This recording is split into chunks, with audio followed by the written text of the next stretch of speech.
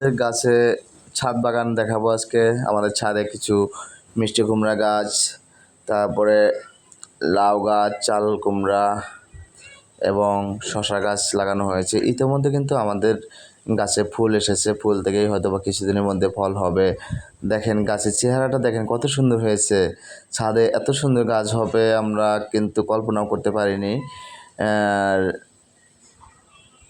এত সুন্দর পরিমাণ হয়েছে দেখেন আমাদের বাসার ছাদের এরিয়াটা, ভিউটা সবুজ শ্যামল আর মনোমুগ্ধকর একটা পরিবেশ, সবুজে ঘেরা, বাসাটা খোলামেলা, এই জন্য অনেক ভালো লাগে।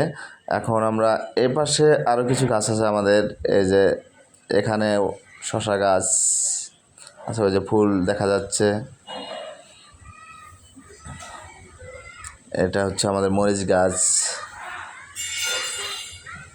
এখানে কলমি শাকও আছে, আবার এখানে যে বেগুনের চারা লাগানো হয়েছে টপে, এটা কিন্তু আমাদের ডালিম গাছ, অলরেডি 2-3 বার ডালিম খাওয়া হয়েছে।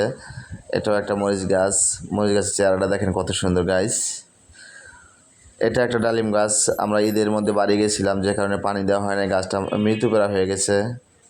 এই যে এ পাশে দেখেন লাউ গাছের গুটি চলে আসছে, হ্যাঁ এই গুটিটা দেখাচ্ছি আপনাদেরকে, এই দেখেন গাইস। ছাদে যে এত সুন্দর গাছ হবে আমরা কিন্তু কল্পনা করতে পারিনি।